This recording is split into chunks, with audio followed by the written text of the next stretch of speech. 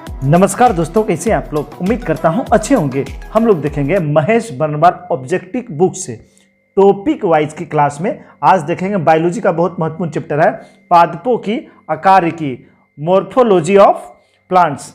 इससे जितने भी महत्वपूर्ण क्वेश्चन बन सकते हैं सारे क्लियर करेंगे। चलिए देखते हैं आज का पहला प्रश्न।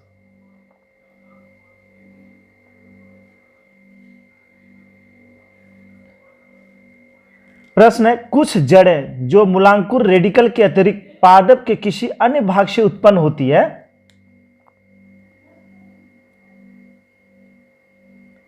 कुछ जड़ें जो मूलांकुर के अतिरिक्त पादप के किसी अन्य भाग से उत्पन्न होती है कहलाती है।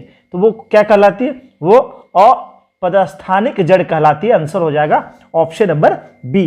प्रश्न है, निम्नलिखित में से तने का रूपांतर नहीं है। तो कौन तने का रूपांतर नहीं है? तो शकरकंद या जो है जड़ का रूपांतरण है। आंसर हो जाएगा ऑप्शन नंबर सी।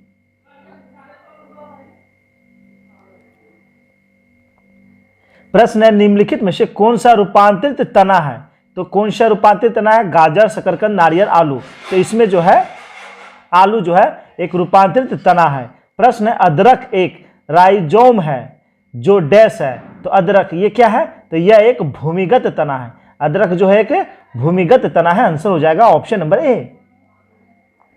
प्रश्न है, आभासी फल यानी फॉल्स फ्रूट का एक उदाहरण है जिसे असत्य फल कहते हैं। तो कौन सा? सेब, अमरूद, आम, टमाटर। इसमें जो असत्य फल कौन सा है? तो सेब। सेब क्या है? असत्य फल है। बाकी सारे जो है ट्रू फ्रूट्स है। चलिए अगला प्रश्न, हल्दी के किस भाग से हल्दी पाउडर प्राप्त किया जाता है? तो हल्दी यह जो है सूखे हुए प्रकंद से प्राप्त होते हैं। आंसर हो जाएगा ऑप्शन नंबर ए। प्रश्न है, प्याज में खाद्य पदार्थ किस रूप में संचयित होता है? तो प्याज में खाद्य पदार्थ किस रूप में संचयित होता है? सेल्यूलोज के रूप में। आंसर हो जाएगा ऑप्शन नंबर ए। घट पड़नी के निम्नलिखित भागों में से कौन सा एक घट में रूपांतरित होता है? तो इसका आंसर हो जाएगा पत्ता। क्या? पत्ता हो जाएगा इसका राइट आंसर। चलिए अगला प्रश्न देखते हैं। प्रश्न है, जीवन चक्र की दृष्टि से पौधे का सबसे महत्वपूर्ण अंग है। तो जीवन चक्र की दृष्टि से पौधे का सबसे महत्वपूर्ण अंग होता है पुष्प। क्या होता है?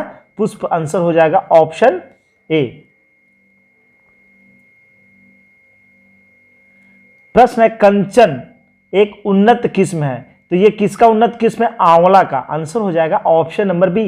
निम्नलिखित फलीदार पौधों में कौन पेट्रोपादप भी है? तो पेट्रोपादप, इसमें से कौन पेट्रोपादप है? तो करंज। करंज जो है कि पेट्रोपादप है। आंसर हो जाएगा ऑप्शन नंबर डी। प्रश्न है, प्रकाश के निम्नलिखित प्रकारों में से किनका पौधे द्वारा तीव्र अवशोषण होता है?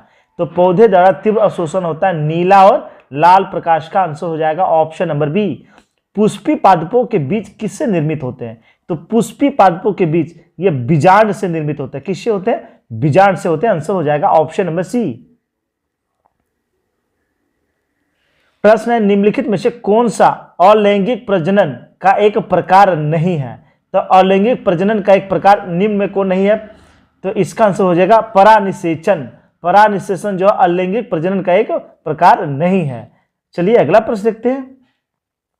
प्रश्न है, सूची एक को सूची दो से मिलान करना है। देख लेते हैं। फल, फल जो है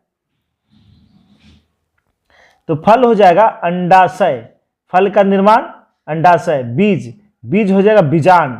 काष्ठ, काष्ठ हो जाएगा क्या? तो काष्ठ हो जाएगा तना। और मंड हो जाएगा पत्ती। मंड हो जाएगा पत्ती। आंसर हो जाएगा ऑप्शन नंबर बी।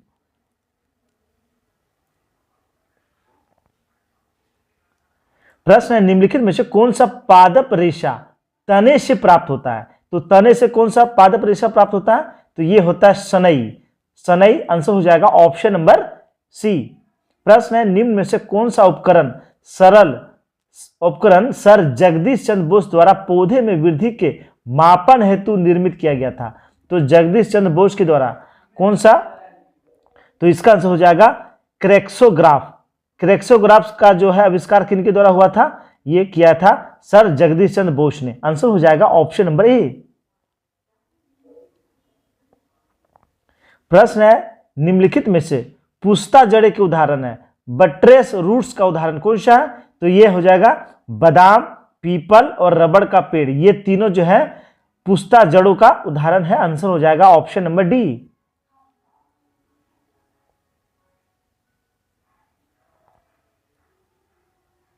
अच्छा, पुष्ता जड़ें के बारे में आर्टिकल दिया हुआ है।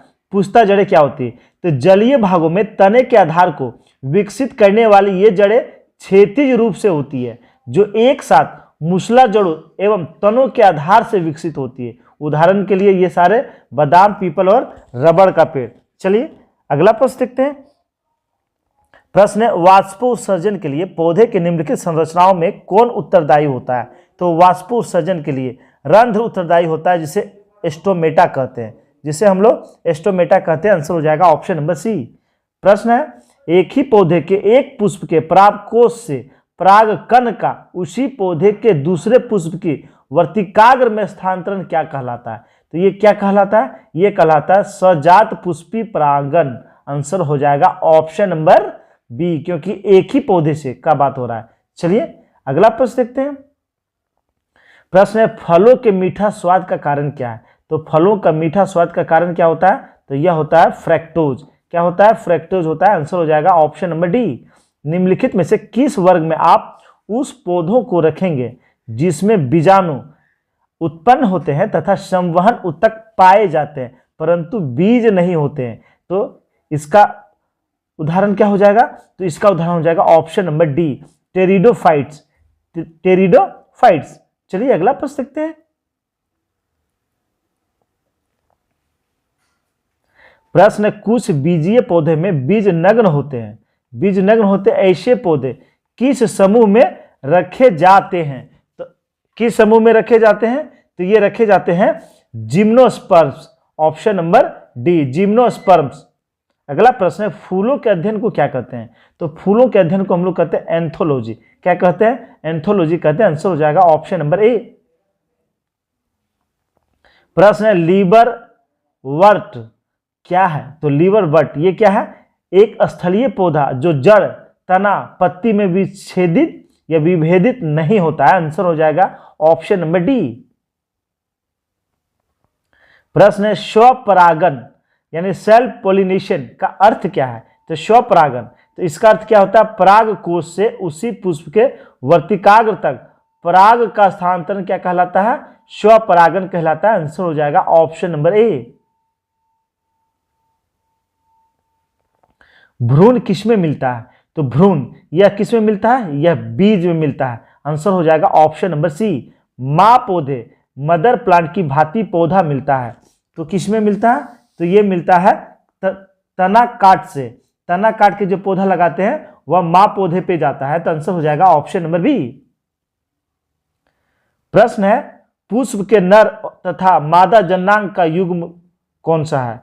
तो पुष्प का नर, तो इसका आंसर हो जाएगा ऑप्शन नंबर ए, पुमंग जो है वह जो है नर भाग होता है और जो है जयांग जो है वह मादा भाग होता है। आंसर हो जाएगा ऑप्शन नंबर ए। इसमें कुछ दिया हुआ देख लेते हैं। पुष्प के जो भाग है यानी पार्ट्स ऑफ फ्लावर्स, तब बाह्य दलपुंज, दलपुंज, पुमंग और जयांग। तो यही पुमंग जो है यह नर भाग होता है और जयांग जो है यह मादा भाग होता है। चलिए अगला प्रश्न देखते हैं। वही दिया हुआ बाह्य दलपुंज एवं दलपुंज को पुष्प का सहायक अंग या अनावश्यक भाग तथा पुमंग एवं जयांग को पुष्प का आवश्यक भाग कहा जाता है। पुमंग एवं जयांग पुष्प के वास्तविक जनन भाग हैं। वहीं पुमंग पुष्प का नर जनन भाग तथा जयांग जो है मादा जनन भाग होता है। चलिए देखते अगला प्रश्न। प्रश्न है, पादप जड़ों के संबंध में कौन सा कथन असत्य है? देखते हैं कौन सा कथन असत्य है। जड़ें सामान्यतः मूलांकुर से विकसित होती है, ये बिल्कुल सही है। ये प्रकाश स्रोत की दिशा में विकसित होती है, तो जड़ के बारे में हो रहा है, तो ये गलत हो जाएगा। जो है आंसर हो जाएगा ऑप्शन नंबर बी। चलिए अगला प्रश्न देखते हैं। प्रश्न है, निम्नलिखित में से किस पादप एवं उसके जड़ों का रूप सही सुलेमित नहीं है? डहेलिया पुलकित जड़ें सही हैं। बरगद रबड़ स्तंभ मूल ये भी सही है। मक्का गन्ना अप स्तंभ मूल ये भी सही है। आम अदरक कंदिल जड़ें ये गलत है, यानी ट्यूबरस रूट नहीं होता। इसमें आंसर हो जाएगा ऑप्शन नंबर डी। चलिए अगला प्रश्न देखते हैं। प्रश्न है, पादप के कायिक अंगों में शामिल नहीं है। तो पादप के कायिक अंगों में शामिल नहीं होता है बीज। कौन शामिल नहीं होता? बीज। आंसर हो जाएगा ऑप्शन नंबर सी। निम्न में से परजीवी पौधे की पहचान करें। तो परजीवी पौधे, अमरवेल, अमरवेल जो है इसमें क्या है? परजीवी पौधा है। आंसर हो जाएगा ऑप्शन नंबर बी। प्रश्न है, ऐसे पौधे जिनके बीज के चारों ओर आवरण नहीं पाया जाता है क्या कहलाता है? तो जिसके चारों ओर आवरण नहीं होता वह बीज कहलाता अनावृत बीजी। क्या कहलाता है? अनावृत बीजी। प्रश्न है, पौधे में अर्धसूत्री विभाजन के अध्ययन के लिए सबसे उपयुक्त भाग होता है। तो सबसे उपयुक्त भाग होता है परागकोश। कौन होता है? परागकोश होता है। आंसर हो जाएगा ऑप्शन नंबर सी।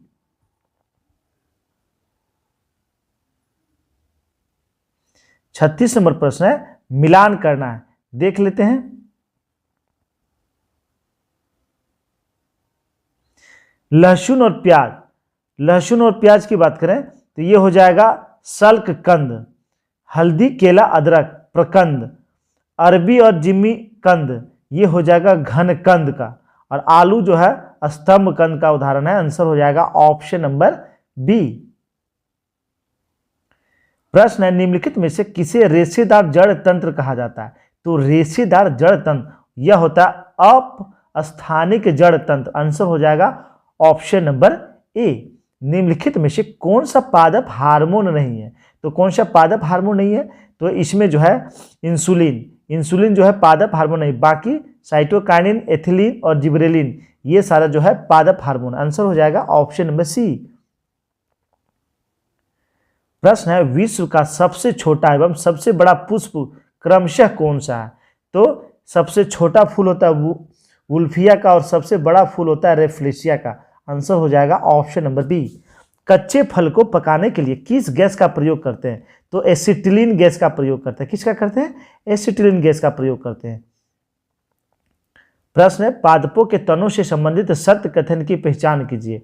तनों का विकास प्राकृत में होता है, बिल्कुल सही। ये सामान्यतः प्रकाश की ओर तथा भूमि की विपरीत दिशा में विकसित करते हैं, बिल्कुल सही है। तना पर पर्व यानी नोट्स तथा पर्व संधियां इंटर नोट्स पाई जाती है, ये भी सही है। आंसर हो जाएगा ऑप्शन नंबर डी। उपयुक्त सारे सभी है। प्रश्न है, विश्व का सर्वाधिक ऊंचा पौधा कौन सा है? तो विश्व का सर्वाधिक ऊंचा पौधा है यूकेलिप्टस। आंसर हो जाएगा ऑप्शन नंबर ए। प्रश्न है, अदरक एक तना है जड़ नहीं, क्योंकि? इसका कारण क्या है? तो यह पर्व यानी नोट्स और पर्व संधियों से युक्त होता है। अदरक का जो तना है वह नोट्स और इंटर नोट्स से युक्त होता है, इसलिए वह क्या चीज है? यह एक तना है, जड़ का उदाहरण नहीं है, क्योंकि नोट्स और इंटर नोट्स ये दोनों तने में होते हैं। चलिए अगला प्रश्न देखते हैं। प्रश्न है, बायोडीजल बनाने में किस वनस्पति का प्रयोग किया जाता है? तो बायोडीजल बनाने में रतन ज्योत, जिसे जेट्रोफा कहते हैं, इसका प्रयोग किया जाता है। आंसर हो जाएगा ऑप्शन नंबर डी। निम्नलिखित में से कौन सा अधिकतम कुशलता पूर्वक सौर ऊर्जा को रासायनिक ऊर्जा में परिवर्तित करता है? तो कौन करता है? क्लोरेला। आंसर हो जाएगा ऑप्शन नंबर ए। पौधे में फ्लोएम मुक्ता किस कार्य के लिए उत्तरदायी होता है? तो फ्लोएम, इसका क्या कार्य होता है? तो इसका कार्य होता है आहार वहन के लिए। आहार वहन जो है फ्लोएम के द्वारा होता है। आंसर हो जाएगा ऑप्शन नंबर ए। प्रश्न है, पारिस्थितिकीय वर्गीकरण के अंतर्गत पादपों का कौन सा वर्ग नहीं आता है? तो पारिस्थितिकीय वर्गीकरण की बात हो रहा है, तो इसमें नहीं आता अधिपादप। कौन नहीं आता है? अधिपादप इसके अंतर्गत नहीं आता। आंसर हो जाएगा ऑप्शन नंबर डी। प्रश्न है, नर पुष्प तथा मादा पुष्प दोनों को जन्म देने वाला पादप क्या कहलाता है? तो नर और मादा दोनों पुष्प को देने वाला पादप कहलाता है उभय लिंग श्रेयी। आंसर हो जाएगा ऑप्शन नंबर डी। प्रश्न है, प्रकाश संश्लेषण में किस रंग का प्रकाश सबसे अधिक प्रभावकारी होता है? तो प्रकाश संश्लेषण में लाल रंग यानी लाल रंग में प्रकाश संश्लेषण की दर सबसे अधिक होती है। आंसर हो जाएगा ऑप्शन नंबर ए। प्रश्न है, वृक्ष की आयु का निर्धारण कैसे किया जाता है? तो वृक्षों की आयु का निर्धारण उसका वार्षिक वलयों की संख्या के आधार पर किया जाता है। आंसर हो जाएगा ऑप्शन नंबर सी, वार्षिक वलयों की संख्या गिनकर या उसके आधार पर। प्रश्न है, हरे पौधे द्वारा प्रकाश संश्लेषण प्रक्रिया में प्रयुक्त सौर ऊर्जा का रूपांतरण किस रूप में होता है? तो सौर ऊर्जा का रूपांतरण रासायनिक ऊर्जा में होता है। आंसर हो जाएगा ऑप्शन नंबर ए। प्रकाश संश्लेषण प्रक्रिया के लिए निम्नलिखित में से किसकी उपस्थिति आवश्यक नहीं है? आज के भी मास्टर वीडियो में ये था, तो ऑक्सीजन की आवश्यकता नहीं होती है। आंसर हो जाएगा ऑप्शन नंबर बी। देखते हैं अगला प्रश्न। प्रश्न है ऑक्सीजन जो प्रकाश संश्लेषण से उत्पन्न होती है किससे प्राप्त होती है? तो ये प्रकाश संश्लेषण में जो ऑक्सीजन प्राप्त होता है वह किससे प्राप्त होता है? तो यह जल से प्राप्त होता है। किससे? जल से होता है, कार्बन डाइऑक्साइड से नहीं। तो इसका आंसर हो जाएगा ऑप्शन नंबर ए। चाय की पत्तियों में पाया जाने वाला सर्वाधिक महत्वपूर्ण उत्तेजक कौन सा है? तो चाय में कौन सा पाया जाता है? कैफीन पाया जाता है। आंसर हो जाएगा ऑप्शन नंबर ए। चलिए इसमें कुछ दिए हुए हैं, उसे भी हम लोग देख लेते हैं। एक बीजपत्री तथा द्विबीजपत्री में अंतर दिया हुआ है।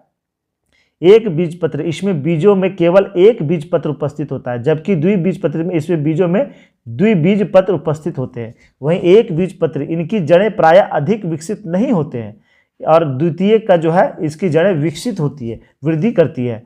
अगला है इनके पुष्पों के भाग 3 या 4 के गुणज में होते हैं। किसके? एक बीजपत्री के। जबकि द्विबीजपत्री, इनके पुष्पों के भाग 4 या 5 के गुणज में होते हैं। वही है एक बीजपत्री, इनके संवहन पुल में कैम्बियम अनुपस्थित होता है, जबकि द्विबीजपत्री में कैम्बियम उपस्थित होता है। वहीं कुछ दिया हुआ, कुछ भूमिगत तनों का रूपांतर, इससे भी क्वेश्चन हमेशा एग्जाम में बनते हैं, देख लेते हैं। प्रकंद का उदाहरण होता है अदरक, हल्दी, केला, बांस। वहीं स्तंभ कंद का उदाहरण था आलू, रतालू, शकरकंद। वहीं सल्क कंद का उदाहरण है प्याज, लहसुन, ट्यूलिप। वहीं घन कंद का उदाहरण है अरबी, जिमीकंद और ग्लेडियोलस। तो ये सब भी आप लोग देखिएगा, इससे भी हमेशा क्वेश्चन बनते हैं। अगर डीपली क्वेश्चन पूछना हो तो इसी से आते हैं।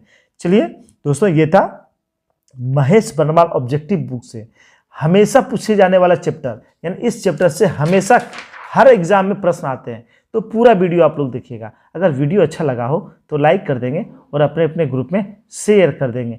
धन्यवाद दोस्तों।